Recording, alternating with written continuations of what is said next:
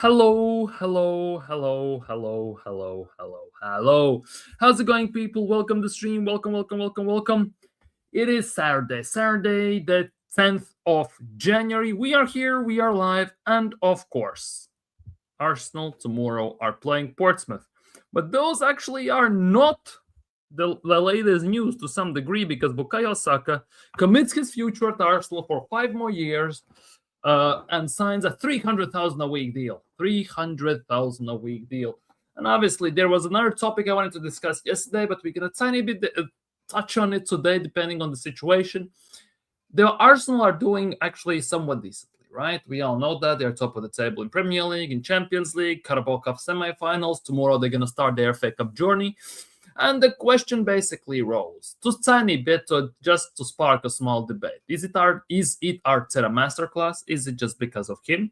Or are the players that good despite everything they're performing this good and Arsenal are where they are right now? So basically that's what we're going to talk about today, about Portsmouth, about Saka's new deal, of course, and about some other discussion topics here or there. So do me a favor, smash the like button if you haven't already, subscribe if you are new around here, and of course, leave your thoughts down in the comments, in the live chat, of course. FA Cup magic also is happening right now at this stage. Yesterday, Wrexham beat Nottingham Forest on penalties. Fantastic game to watch. Sunderland beat Everton. There's also a biggest upset in FA Cup history, so to speak, when Macclesfield eliminated Crystal Palace. Yes, they eliminated the champions, Crystal Palace. Manchester City went all riot on Exeter City, 10-1.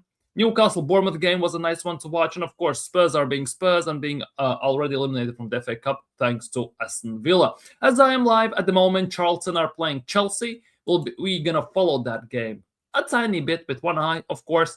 But ultimately, what we're going to talk about today is Arsenal, no matter how you look at it, of course. So yeah, big of Kwaja. Hope you're doing well. Smash the likes and subscribe, people. Keep it smashing them. Big up here. Yes, Spurs just lost 2-1 against Aston Villa in the FA Cup. They're out of it. I assume Expressions is very, very not happy. Let's just put it that way. Not happy at all, to say the least. Yeah. Spurs in the mud. Let's hope we are not in the mud tomorrow. Let's just put it that way. Let's just hope we are not in the mud because Portsmouth is Portsmouth. Obviously, at the same time, FA Cup magic could happen here. Arsenal, depending on how much they rotate, we'll see what's going to happen, of course. 10 away. Yeah. Big up to you, people. We are at 10,000. Would be nice, 10,020 subscribers at the moment as I'm going live. Big up, Hendon. Hope Saturday is treating you well as well, too. Prediction is 3-0 Arsenal. Interesting. Rotation is a must. Hincapié and injury worry. Hincapié is injured, but in general, is there actually confirmation that Hincapié is like fully back, or is he like fully injured? I haven't watched Mikel Arteta's press conference because I don't want to get into that today. But since you lot people maybe have followed some things a bit more, do you know anything about Hincapié? Have you heard anything about Hincapié? What is happening about Hincapié and where this could go with Hincapié? How long is he injured for? Is he injured even? And if he's injured, how long is he out for? And all this stuff, people. Let me know in the chat as we're gonna turn to that in a split second, of course. Let me know. But yeah, well, we're going to kick things off today as well in a second. Of course, it's going to be the big one for Arsenal, so we're going to get into that really, really soon. Spurs players showed more fight at the end of the game when Rodgers was celebrating in front of the Villa fans. Well, it's Spurs. What did you expect? I'm not going to lie. Portsmouth Arsenal will be a stinky 1-0 win to Arsenal. Will be another Borefest. Well, we will see about that, to be honest, because the game is away. And when these small teams from Championship, League One, League Two, or wherever play a home game, they're always up for it, and it's always a tough one. I fully expect that. So you might not be far off from it. Let's just put it that way. You definitely might not be far from it. But we're going to kick things off today with this one, with this beauty. Bukayo Saka has agreed to sign a 5-year deal at Arsenal until June 2031. The verbal agreement has been in place for months and now approved by Arsenal's legal side. Official statement is to follow. Bukayo Saka is going to be on 300,000 a week, by the way. And well, let's see where this leads us. Because Arsenal have these whenever player signs a 300 grand, near 300 grand a week contract, the player just disappears instantly. Happened to Ozil, happened partially to Aubameyang, but that's a bit different story. Alexis as well. So will that happen to Bukayo Saka? I don't know. Time only will tell, because he has been dropping some stinkers even before he signed this deal. So go figure with that one. Definitely go figure out with that one. The forecast to chuck it down with rain when so. Well, then suck on sorting out the pension. Yeah, pretty much 100%. You could put it that way. And the thing is about Bukayo Saka, these are the news that followed, that in conversations with other agents and players last summer, it was made clear by Arsenal's most powerful executives that Saka is the club's franchise player. As one agent told in the summer, no new signing can ever be given a contract bigger than Saka's. Yeah, this is. I'm not sure how I feel about this. I'm not gonna lie. I'm genuinely not sure how I feel about this. Mostly due to the sheer reason and the sheer pure, well, simple fact that he's the franchise player.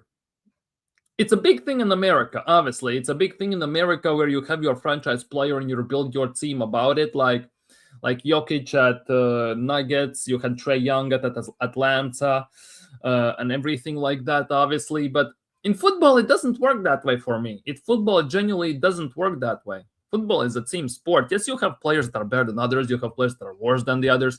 But to basically posterize him as the main guy in the team, I'm not too sure that's how it should work. I'm not too sure that's also a very good thing for Arsenal. And the fact that no new signing can ever be given a contract bigger than Saka's means that if Saka at the moment is 300 grand a week, if we want to sign a world-class player who is top in the world, if we want to sign someone like Mbappe, for example, if we want to sign someone like that, it is not happening, because those guys are gonna demand 300 plus grand, and that's more than Saka, which means at the end of the day, it's not gonna happen. It genuinely is not gonna happen. For me personally, it's kind of screwing us up to some degree. I'm not gonna lie, it's screwing us up.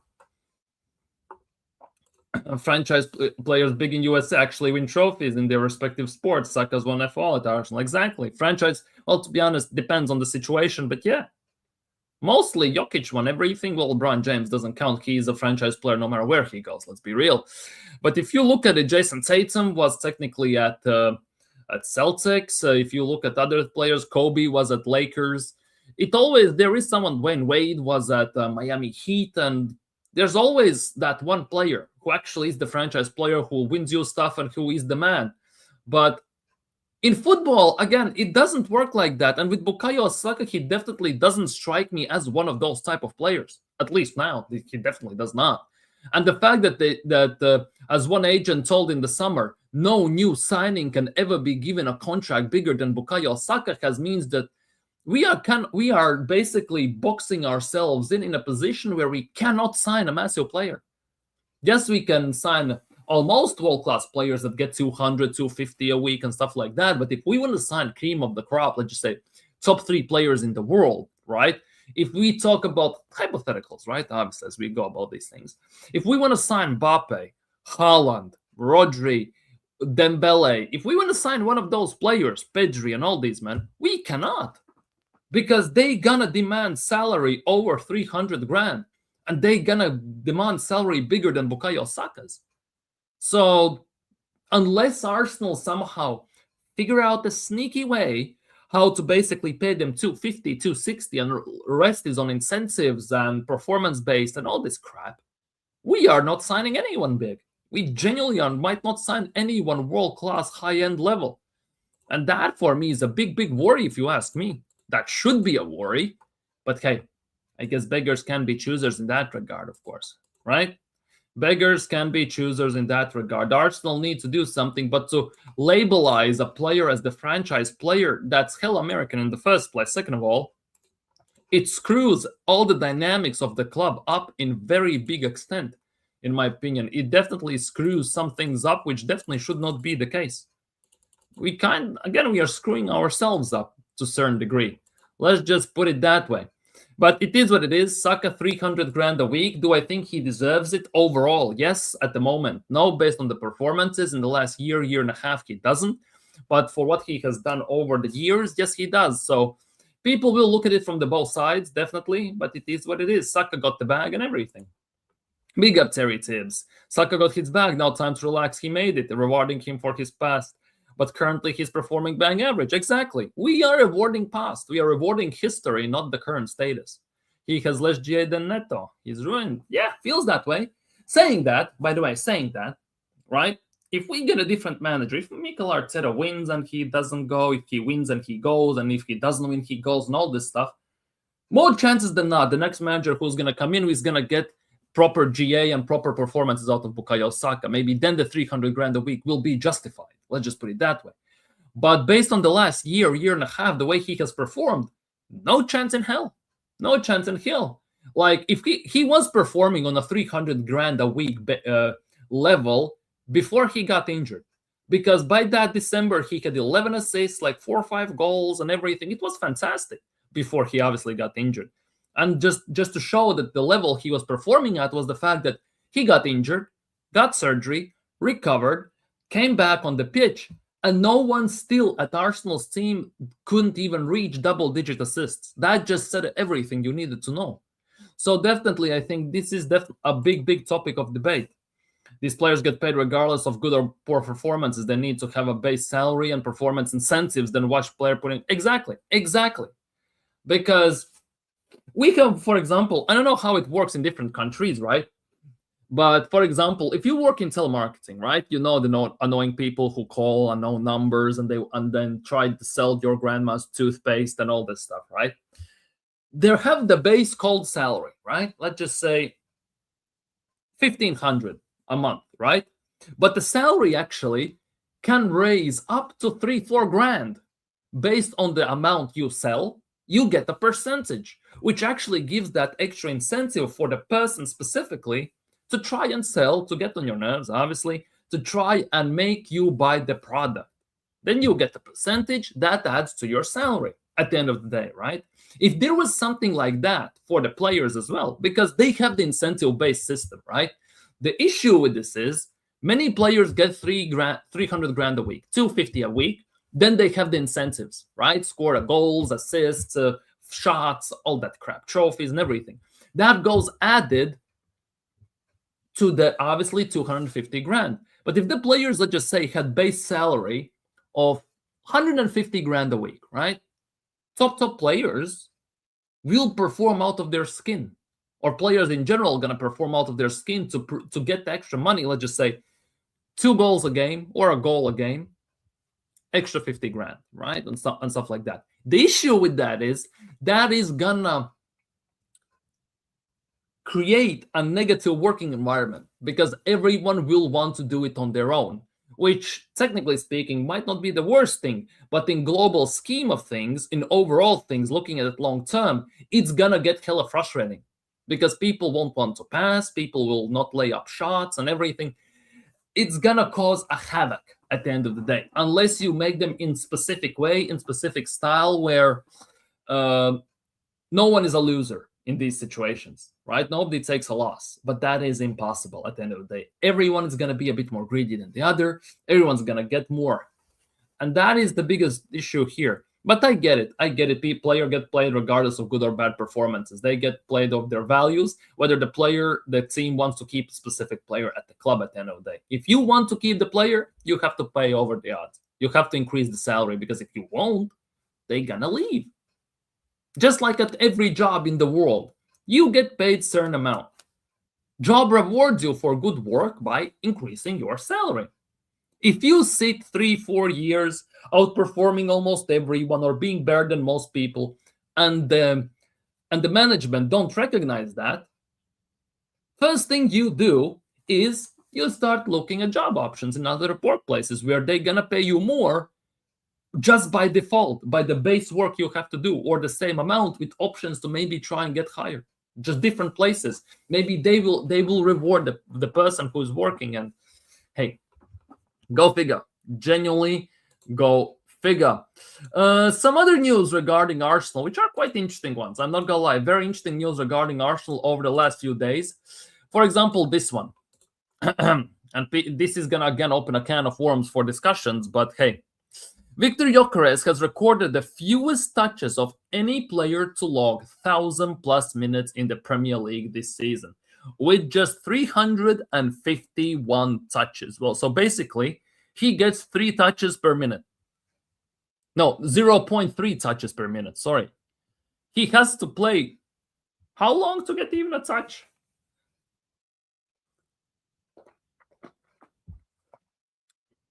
This is a big worry. 351 touches per 1,000 minutes, so if not more. This definitely is not it. Let's just put it that way. Definitely not it, to say the least. Yes, it's partially on Gyökeres, 100%. It's also on the team and Mikel Arteta. You cannot criticize one without criticizing other, in my opinion, and they both are at fault. And both keep major faults at that, let's be real. But hey, it is what it is. We are not going to dive too much into it, but we're going to look at other things. How about this one? Apparently, Arsenal are monitoring Tino Livramento ahead of the summer transfer window. Asking price is of more than 60 million was touted last year. That was last year, obviously. This year, it might be different. Though Livramento will only have 2 years left on his contract at Newcastle come at the end of the season. Would you take Tino Livramento at Arsenal? That is my question to you all. Would you take? Big up, Marlon. Big up. He's not the worst. He is definitely not the worst. You are blowing things out of proportion. Big up, Fusions, not Jazz. Big up, big up, big up. Manchester City attack today was, mad one. Semenyo also got a goal and assist. Which Premier League striker has missed the most chances this season so far? No idea. Literally no idea. If you have graphs and stats for that, let me know. Yeah, I think so too. For right back, he can also play left back if necessary. I think it would be a very good signing for Arsenal. Yeah, I know 50, 60 million is quite steep. At the same time, I would not be against that.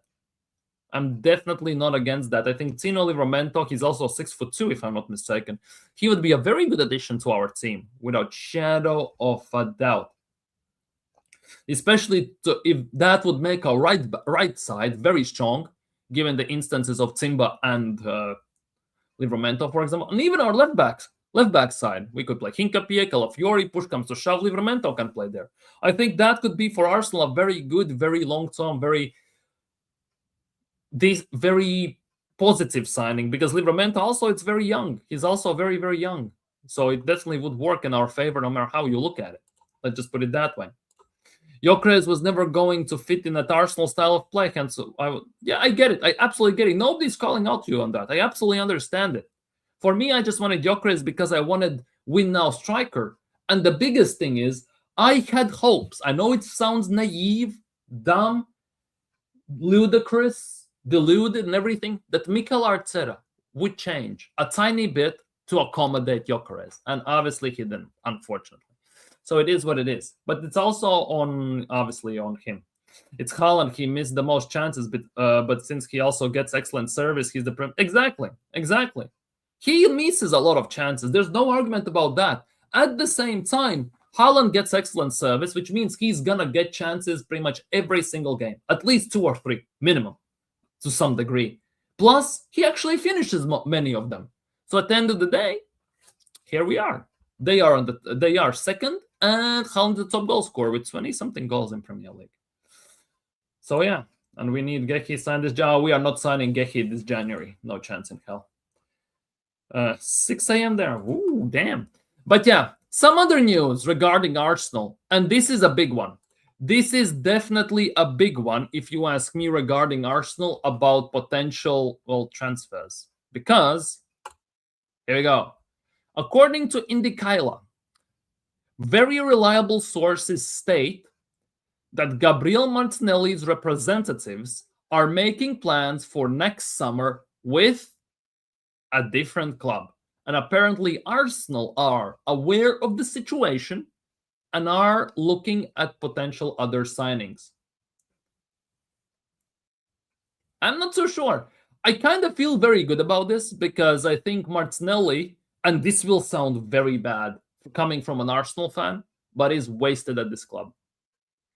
For the abilities he possesses, Martinelli has become a player who I am slowly but steadily starting to put in Nicolas Pepe category, where he was misused, mistreated, and not played to his strengths. And that's how Arsenal played with Pepe. That's how Arsenal played with Emil Smith-Rowe as well. And that's how Arsenal are playing with Skelly. And also they're playing right now with Martinelli, unfortunately.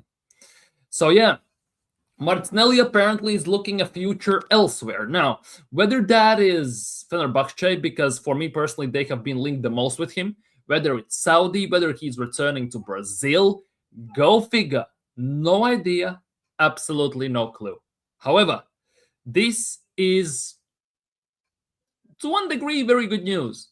And not because I dislike Martinelli. I'm happy for him.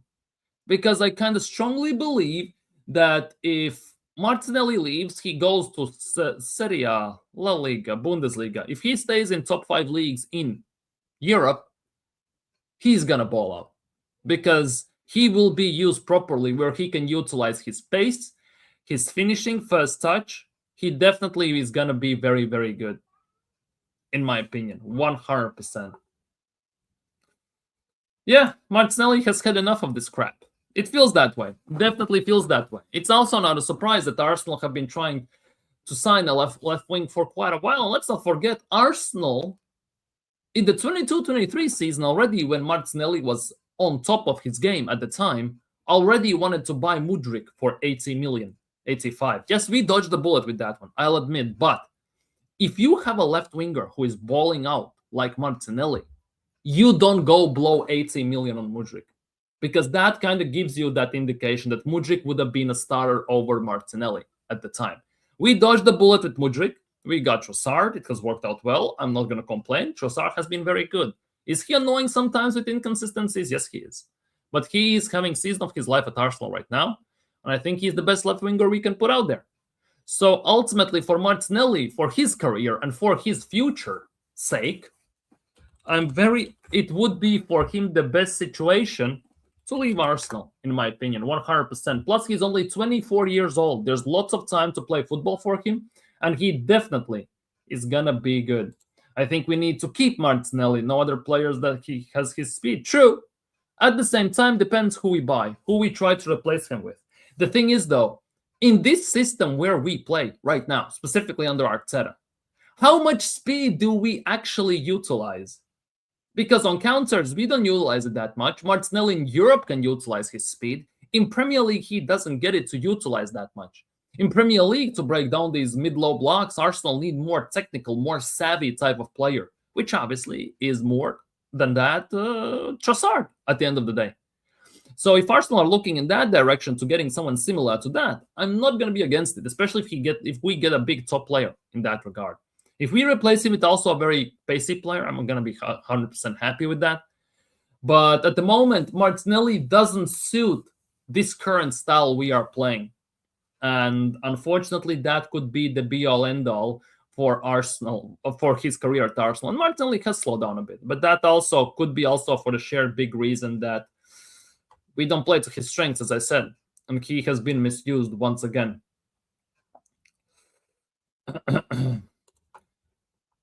I think it's best for Martinelli to leave. Yeah, exactly. You could say that about numerous players, to be honest, at Arsenal. You could definitely say that about numerous players at Arsenal. And Martinelli definitely would be at the top, if not one of the top players in that list, without a shadow of a doubt, in my opinion. Yeah, we're not going to use them. Relax with those as well. Make your amends with that. We're not going to use them. They're good, but they're not good enough for Premier League for us at the moment. They're not good enough. You're not going to play them in the Premier League level against Man City, against Liverpool, against tough teams. They're never going to play. If we had a different manager, it might be the case that we play them just for the shared good reason that they integrate them into the team. Otherwise, no chance. Martinelli is best forward and then often hasn't got anyone to feel. Yeah, he has that. The issue with this is that even when he tends to mishit it at times. Other one is when he has to wait for it, he loses the ball, and that is okay. Good job by defense. At the same time, Martinelli should be able to hold up the ball, until somebody gets there as well, to a degree, for a few seconds and all this stuff, right? And he cannot. He doesn't have the technical ability to do so. Hence why he looks very good in Europe, because there it's more open, it's more forward thinking, and Martinelli is Arsenal's. I don't want to. He's carrying us in Champions League to some degree. Let's be real, people. Hence why also Trossard in Premier League looks 10 times better. Trossard also doesn't always have anyone to field up the pass to. At the same time, he has the technical ability to get out of tough, high-end press, sticky situations to unleash the ball to open spaces. Martinelli tends to lose the ball by then. And that with Martinelli is never going to work. But I'm going to stand on this, that he is misused at Arsenal at the moment. At the moment, he definitely is misused at Arsenal. We are not playing the way we should be playing him. Because we saw the prime example how we should play with Martinelli in 22-23 season. And we are doing right now for the last 3 years the straight opposite. So definitely on that. And that because of, yeah. But pace also isn't everything. You know how many players were not the paciest, but they had the technical ability to get the job done as well, or create for themselves. And Martinelli doesn't have any of those, unfortunately, anymore. Well, he has, but he cannot get it done. We had Overmars before. He sets the bar. Exactly. No one over come close to. Exactly. We had Overmars. Exactly. Remember Dimitar Berbatov? Remember him? You know, Fulham, Spurs, United. Was he fast? No, he felt like a tanker going backwards that fast. At the same time, he had the technical ability to do it for himself. He didn't always need to rely on pace. That's the same thing as, for example, Thierry Henry said. When he went to training, one day the coach told him, now play striker, but you cannot use your pace. You cannot use your speed. And he said, well, how the hell I will score if I cannot use my speed? Think about different ways to score. Because if you rely on speed first and foremost, you will be good for a few years. But the first thing that disappears as you get older is your pace, 9 times out of 10. And with Martinelli, that is not going to work.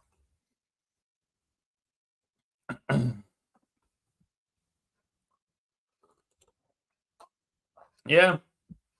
Semenyo got a goal and assist. He opens up their whole attack. Exactly.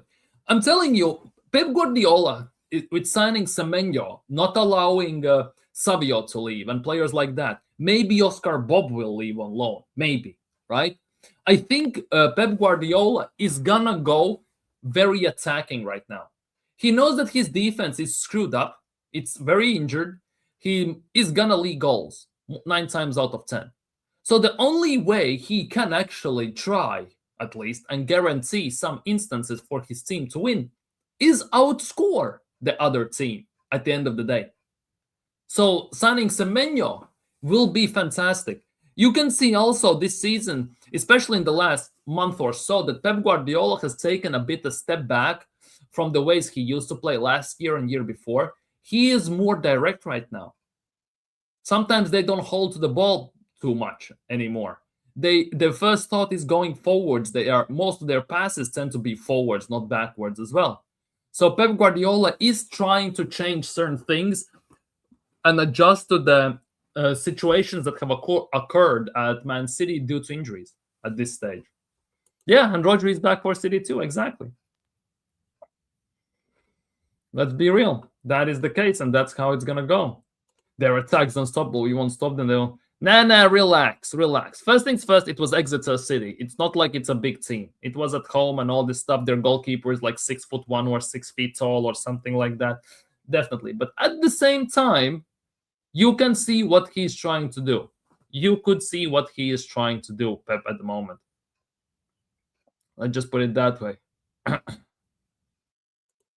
So we'll see. We definitely are going to see how it's going to go with Martinelli, where we're going to land with Martinelli. But yeah, interesting. It's going to be interesting to follow Martinelli's stories unfold during summer. 100% it's going to be interesting and it's going to be very exciting. But yeah, that's enough about general Arsenal news, about Saka, about transfers and everything. Tomorrow, Arsenal are playing in the FA Cup, right? 2 p.m. kickoff, Portsmouth versus Arsenal. Away game, first things first, third round of the FA Cup. Yeah, but you're not a pro. There's a big difference of how you can concede. 6-2. 6-2 means nothing. Ochoa is 5'11", and he saves more shots than 6'6" goalkeepers. But yeah, at the end of the day, tomorrow we play Portsmouth. I expect a win. That I think should be going without saying. Saying that again, I'm repeating myself. FA Cup magic does exist. Obviously, it was in Carabao Cup, but Grimsby eliminated Man United. Last year, Liverpool were flying high, first in the league, first in Champions League, and all this stuff, and they get eliminated by Portsmouth away. Obviously, not Portsmouth, Plymouth. Sorry, Plymouth. They played Plymouth, and they got relegated, eliminated from the tournament. So I'm not taking this game lightly. Saying that, I think definitely we should be going. We should rotate, we should change, and we should win. Without shadow of doubt, it should be a comfortable game as well. But you just know that they're gonna play old school English type of football. They are at home, so the crowd will be pumping. It's gonna be phenomenal atmosphere, and they're gonna be up for it. 100%. They're gonna be up for it. These Championship, League 1, League 2 teams at home always are a tough cookie to crack. Always. No matter how you look at it. Remember when we played against Championship level Nottingham Forest? We lost 1-0 in that white kit. For example, where is it? Macclesfield, 6th league team, played against Palace, just eliminated them from the FA Cup. FA Cup magic exists, especially for the smaller teams that play at home. They always are a tough nut to crack, and there always are the ones that are very, very tough to beat. At the same time, we should be beating them. We should be beating them comfortably, 3-4-0, at least. No, maybe not at least, but 3-4-0. But can I openly predict that type of a score when we struggled to score 2 goals against Port Vale? We barely scored 2 goals against Port Vale. No, I can't. I genuinely can't. And this is, for me, the biggest worry at this stage. Let's just put it that way. Big up AFC always. Big up. If Wanyeri doesn't play tomorrow, he should have in transfer request. I think Wanyeri is going to play tomorrow. I just don't think he's going to start. I genuinely don't know if he's going to start. Let's just put it that way. Portsmouth finally hit their prime against us with Arteta, and the coach was, it is what it is. We'll see. Rain and goals again tomorrow on the coast. Hey, one or the other. Let's just see. Of course, they call it the biggest upset in FA Cup history. And to some degree, it actually is. Because first things first, Macclesfield plays in like the 6th league or something like that. There are about 120 teams, yes, between Palace and them. And Macclesfield eliminated the champions, the holding title winners from the last year. It hasn't happened in 100+ years.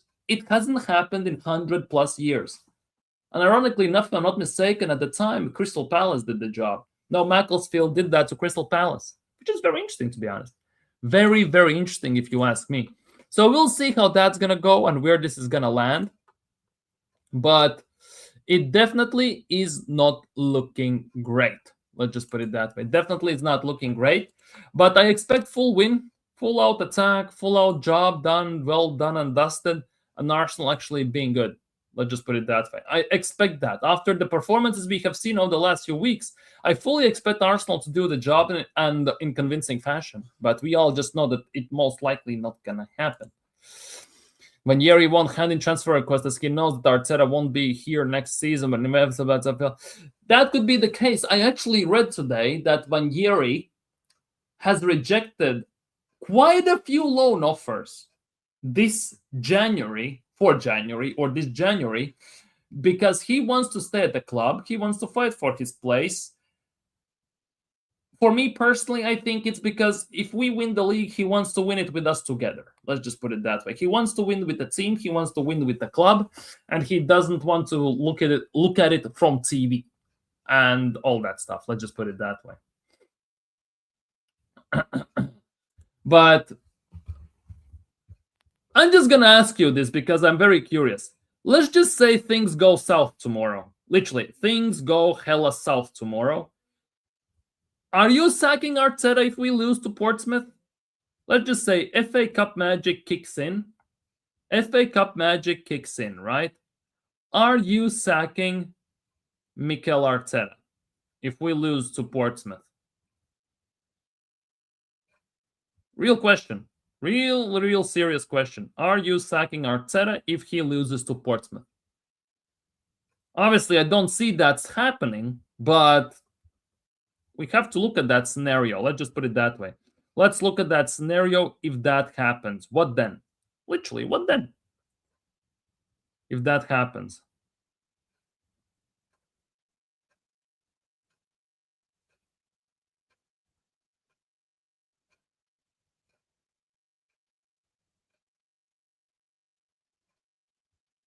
Give me a sec.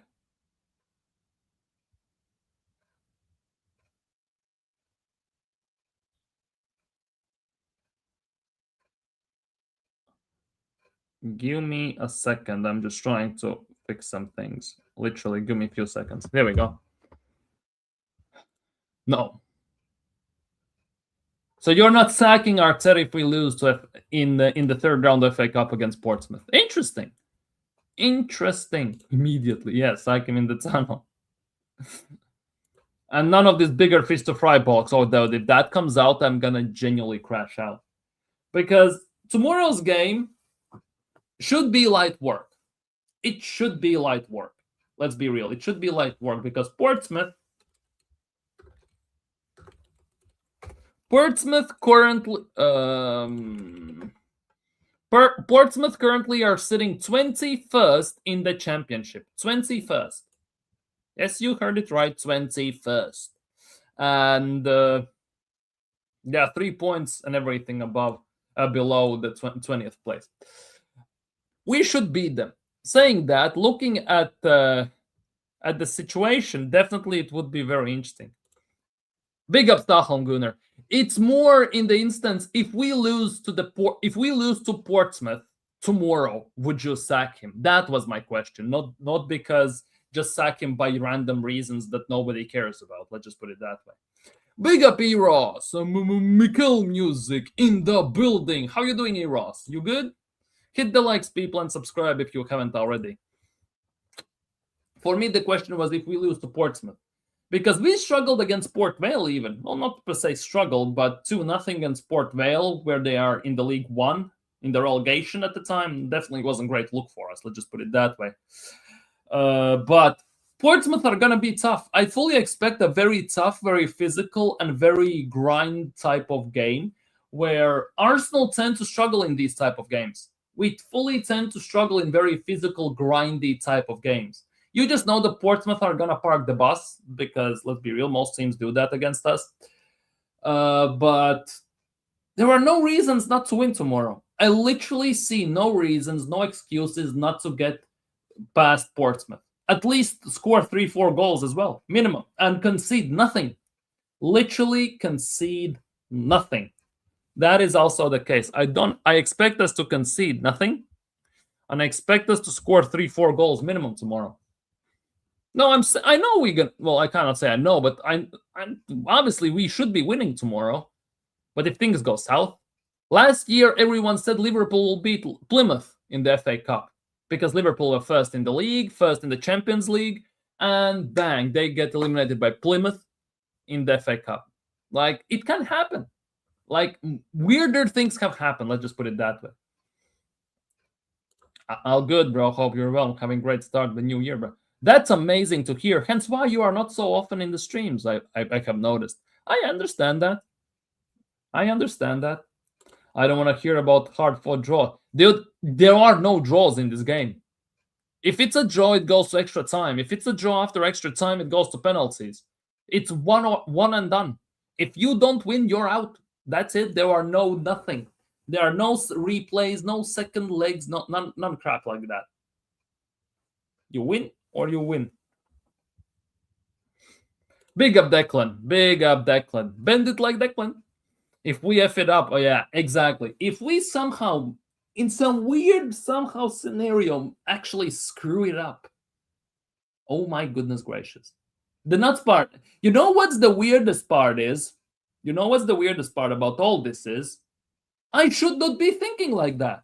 But based how we played against Wolves, how we have played against Liverpool and other teams, then you look at how we played against Port Vale and all these teams, how other less small teams have beaten Premier League sides over the years, your head starts to spin.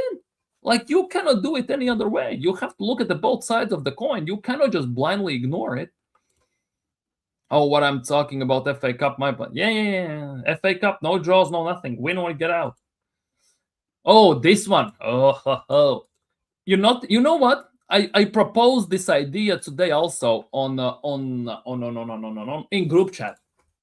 Let me know what you think. Literally, let me know what you think, because people will be very confused about this. Well, you're gonna get it. We don't have Nichols, so you're gonna get who's who, right?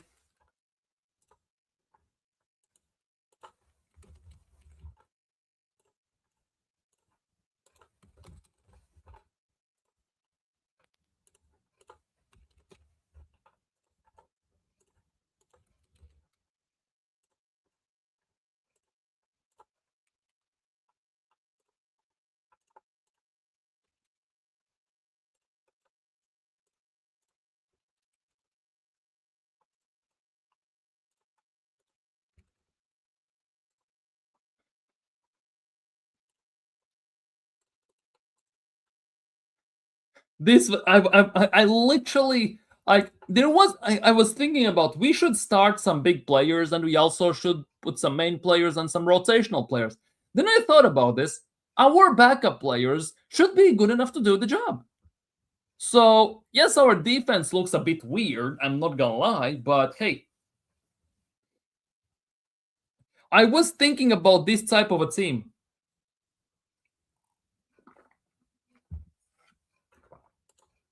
I know Portsmouth are struggling. They are 1 point away from relegation zone. But at the same time, remember when we played Port Vale? They were relegation in League One. League One relegation. We struggled against them to a degree. Seriously. And we had to sub on big players to even do the job. It should be. Should be. White should be available. He was on the bench, so should be available. Let me check this. Lineups. Yeah, White was on the bench against Liverpool as well, so White should be available. Should be available. Will he be available? Go figure. I'm also reading that Havertz will be playing tomorrow. I'm also reading Havertz is going to be available tomorrow and he is going to play tomorrow. That's another thing I'm reading. Go figure how that's going to work. If we can't beat Pompey with that side, then the questions have to be asked, right? Exactly. Because this team, I know Nichols looks weird and the defense looks a bit weird, but this team should be good enough to do the job. It should be. Midfield is attacking and physical. Well, I'm gonna retract that a bit for myself saying that, but it is good midfield. Very forward thinking, quick, agile passing. Madueke is gonna do the job. Martinelli most likely could stay more forward. Jesus will do the job as well. It should be good enough. It should. But will it be? I don't think so. That's the nuts part. White was on the bench. Yeah. And still could look good against Arsenal, yeah. And everything. Like, it's actually nuts. It's actually nuts. For me, the question is, biggest one, maybe we should play Gabriel, no, not Gabriel, maybe Saliba and White as a right back, just so we have some senior experience at center back spot. That is for me the only drawback into this. Personally speaking, that definitely for me is the only drawback. Besides that, I don't see any other reason why this team should not work. Personally. Because in 3 days, well, in 14th of January, that's 4 days from now, 3 days from tomorrow, right? We play Chelsea in Carabao Cup, Carabao Cup semifinals. It's at Stamford Bridge. So you can bet your sweet ass we need the best team available for that. Because with these guys, we're going to do nothing on the pitch. If we put out this 11. If Arteta again tries to pull the same what he did when we played Spurs, Bayern, Chelsea, right? Where he plays the same 11 pretty much every single of those 3 games, it's gonna bite us in the ass because we played the Liverpool game, this game, and then Chelsea. We need rotation, quite heavy one. The issue is half of our defense is injured, so we have to make a makeshift defense to some degree, or play one of the main guys in the defense, right? And risk their injuries just because we have no rotation available. If we are looking from that point of view. Recent history takes all questions with valid reason. Exactly. And that for me is a big worry. Ethan and Eze should bring some magic in the midfield. Exactly. I would love to see it. The thing is, though, Ethan hasn't even been with the squad on the bench for the last 2-3 games. Eze hasn't. Eze against Liverpool played literally microwave minutes, and that was his first minutes in about, 4 or 5 games at Arsenal in Premier League. That something is not right there. Charlton versus Chelsea is 0-0 at halftime. It's actually insane. What lineup does Chelsea have? Jorgensen, Hatzod, Badiashil, Tosin, Achampong, Caicedo, Santos, Buonanotte, Garnacho, Gittins, and Gio. That team should do the job. Chelsea have had 9 shots, 5 on target, and haven't scored. 1 GA, almost. 79% possession. So Charlton are, technically speaking, parking the bus against them. Let's just put it that way for lack of a better word. Chelsea could be in a good chance to smash us. Exactly. Can we not? No, we can't. We can't. That's the thing. We can't. It's Mikel Arteta. He is not going to change formation at all. When was the last time he is changing? When have you seen Mikel Arteta play for something else besides 4-3-3 pretty much? People will say 4-2-3-1. But it's the same as 4. Well, it's not the same, but it's something similar. But we play 4-3-3 and we make shift between about 6 formations every single game, going forward and sitting backwards. It's about 6-7 formations we shift through all the time. But we never do with the 2 strikers. We never start like that. Ever. The same lineup for the past 3 games to unpredictable crap and yeah, exactly. So we'll see. We'll see. I'm all for that. You really would like to see that type of a lineup there? Really? You really think we could do the job?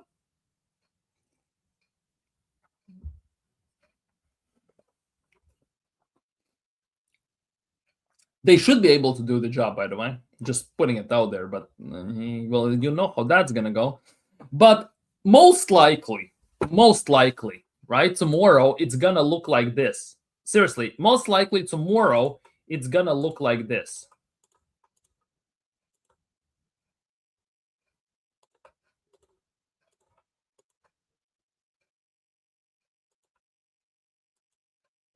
It's gonna, wait, sorry. It could be like this, something like that. And let's just say Saliba for lack of a better word. It could be something in these lines. Maybe Timber will play as well. Oh, Chelsea about to score.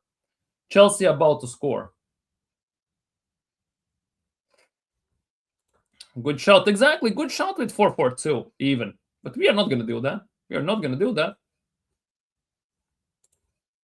If that lineup can't beat Portsmouth, then heaven help us. Exactly. But we are not going to rotate heavily. I fully expect us to do minimum rotation, kind of. Jorel Hato has made it 1-0 for Chelsea. Jorel Hato has scored. Yeah, Norgard in the 6. Yeah, Norgard in the 6. Where else he can play? Center back or number 6. That's most likely where he's going to play. I fully expect that tomorrow. So it's going to be interesting to see how that develops and how that goes. Let's just put it that way. But yeah, for me personally, I'm going to remove him. I don't think Vanieri plays tomorrow. Best case scenario for Vanieri to play, right? Best case scenario is off the bench. Best case scenario is off the bench. Best case. For me personally, this could be 11 tomorrow. And you just know that if, for example, Wenger was the manager, he would put out this type of 11 and beat Portsmouth 4-0. You just know that. You absolutely know that already. The thing is, though, if I look this, let's just put it that way, objectively, as Mikel Arteta is looking at this, right? I can see something like this happening, though.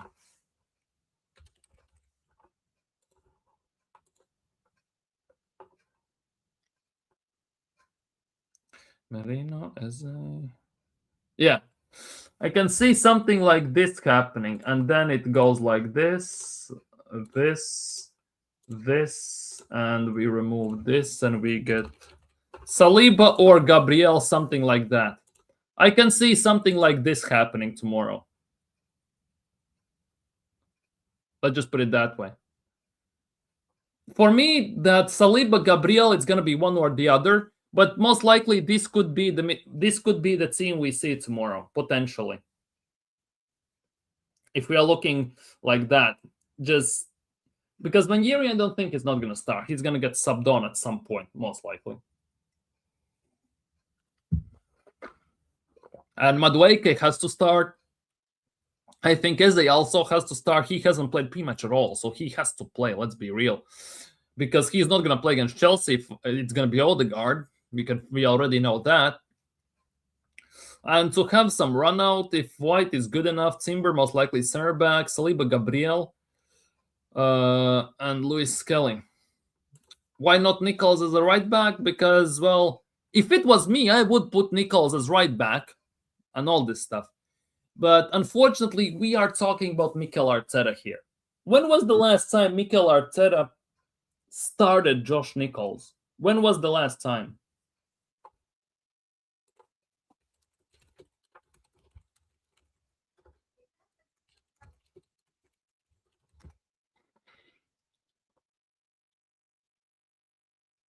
When was the time? First time started Josh Nichols against Bolton last year.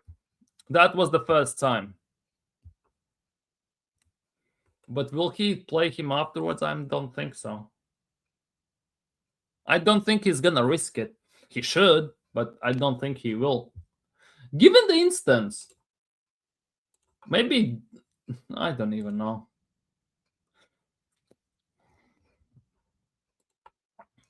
Just for fun, can you show us a 4-4-2 imaginary lineup? Oh, that could be fun. 100%. Let's do this. 4-4-2 imaginary lineup. No.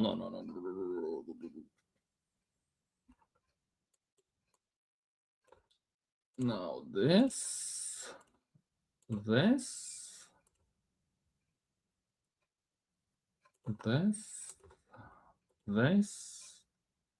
and then if we played 4-4-2, I actually would start Victor Gyökeres. If we played 4-4-2, I actually would start Victor Gyökeres because I think he could be very, very good in a two-striker formation. One striker is more physical, like Gyökeres, and the other one is more technical, like Jesus. And I think that could work very, very well together. Let's just put it that way. I think this midfield, wait, let me do this. I think this midfield actually could, this lineup could do the job as well. This could work. But we are not playing 4-4-2, are we?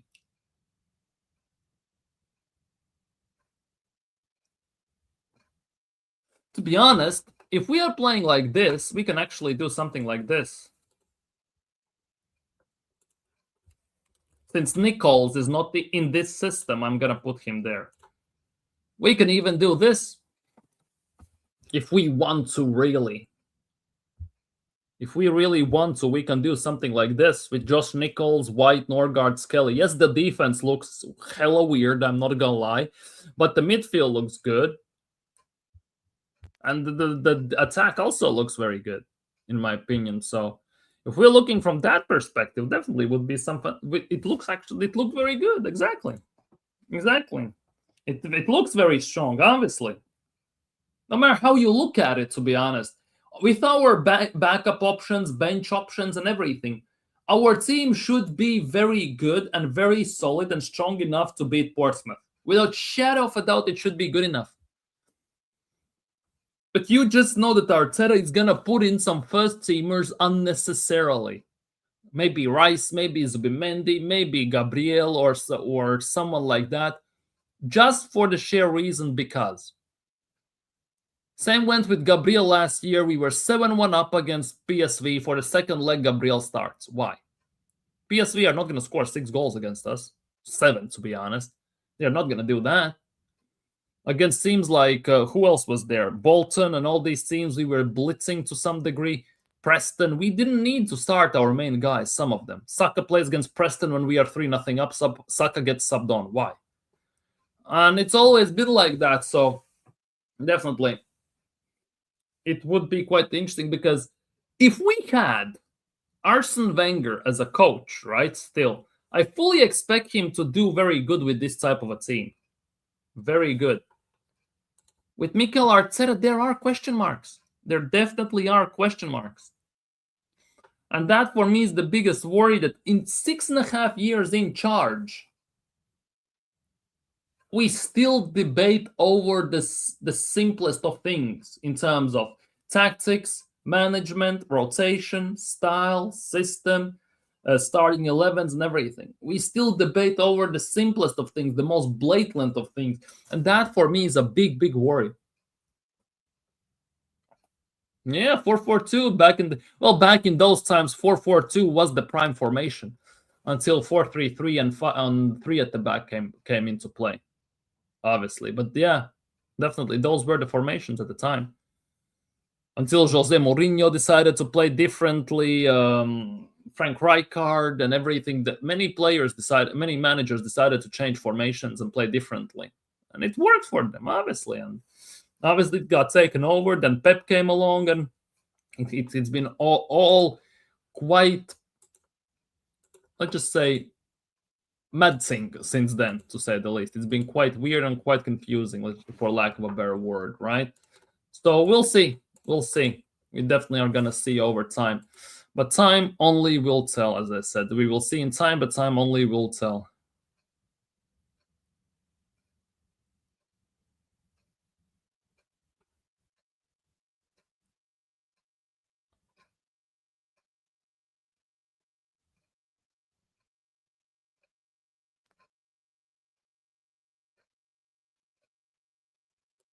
So yeah, it's going to be interesting. 4-4-2 back in the day, Henry, Bergkamp, Lumberg, Perez, Vieira, then Gilberto Silva, sorry, and then you have Lauren, Colature, Ashley Cole, Sol Campbell, Lehman in goal. Oh, the days.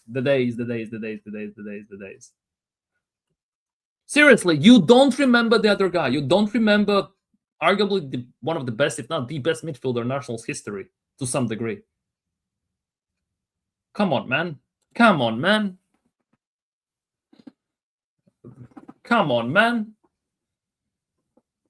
But yeah, those were the days. But right now, obviously, 4-4-2, it's not getting utilized. It's not doing the thing and everything. So it gets utilized. If you have the manager who knows how to utilize the maximum degree, it works fine. France won the World Cup with playing 4-4-2, by the way, with Giroud, Griezmann up top. Then you had Kante, Pogba in the midfield, and all this stuff. It feels like years ago. It actually is kind of years ago. So yeah.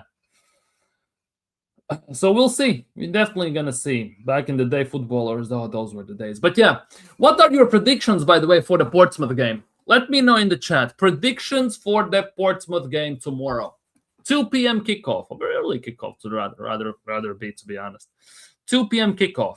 Arsenal versus Portsmouth versus Arsenal, since Arsenal are the away team. What are your predictions? Because I have ideas. I have thoughts about this, what it should be, what it will be. It's a completely different story, obviously, at the end of the day. We'll see. But let me know in the chat, what are your predicted scores for the game? Arsenal 2-0 Portsmouth. So safe casual 2-0, just like against Port Vale and against who else we played this year? Yeah.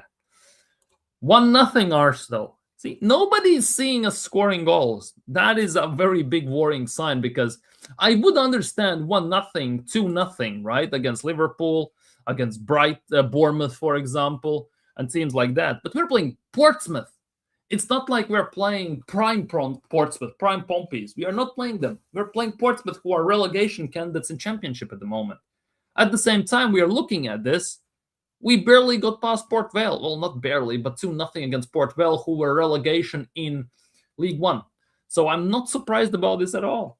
5-0 Arsenal. Big up Stockholm Gooner. He thinks more in a way I do, because my prediction is 3-0 Arsenal. Convincing, done and dusted. I think 3 or 4-0 Arsenal. I think 3 or 4-0 Arsenal. That's my idea of the game. That's, I think, how we're going to go.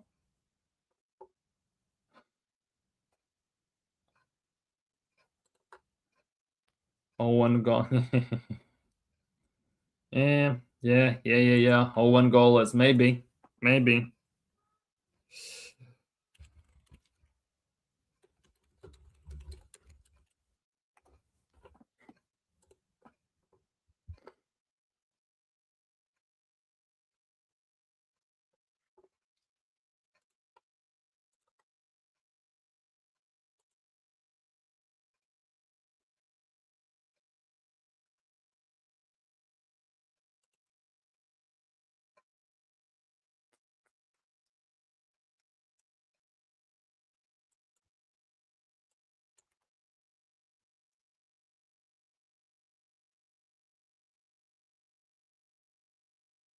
Give me a sec. Give me 1 second. Give me 1 second. Yeah, Giroud, Griezmann, man. Yeah, just back in the day.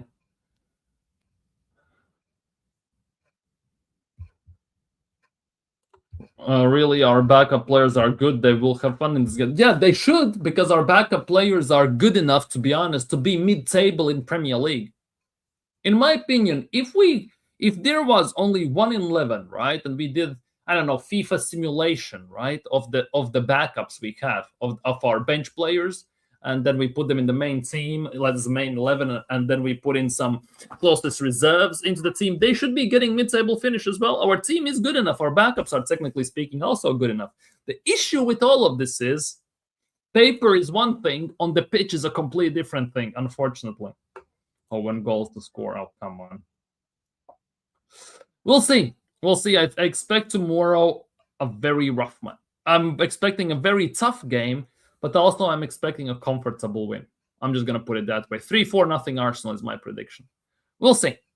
We definitely will see. Tomorrow, we're going to see about that. We're going to talk about it, because tomorrow we will know the result. And in the evening, we're going to discuss this, because depending on how this goes, the stream could be very interesting, but also very poor. I'll just put it that way. So we'll see. We'll see. FA Cup magic exists. I'm gonna repeat myself once again. FA Cup magic exists. Small teams have beaten bigger teams. Macclesfield, the team in the 5th or 6th league, just eliminated Crystal Palace. Something that hasn't happened for 100+ years. And the difference between them, between Crystal Palace and Macclesfield in the leagues, just going in the big list, is 130 teams or something like that. Last year, Liverpool were flying high. Let's just put it that way. First in Premier League, first in Champions League, and they got eliminated by Plymouth in the FA Cup. They played Plymouth away, by the way. So we have seen it has happened to Arsenal with Nottingham Forest, who were in Championship at the time. It has happened before. Don't forget, Grimsby beat United. In no way, what shape or form United are in, Grimsby should not be beating United at the beginning of the year. So definitely, FA Cup magic exists and everything. Let's be real, if there will be hate-alongs on YouTube and everywhere, hoping that Arsenal somehow slip up. Let's just put it that way. I hope Arsenal win. I expect Arsenal to win 3-4-0. But I don't know. The PTSD from the last years is definitely sitting there. But we'll see how that's going to go. We're definitely going to see how that's going to go. So let's hope Arsenal don't disappoint us tomorrow. They do a good job. They get us across the line. And we move on to Wednesday against Chelsea. But for today, I'm going to be signing off. So if you haven't already, smash the like button. Subscribe if you're new. Leave your thoughts if you're watching the playback in the comments. And I see you all tomorrow. Peace.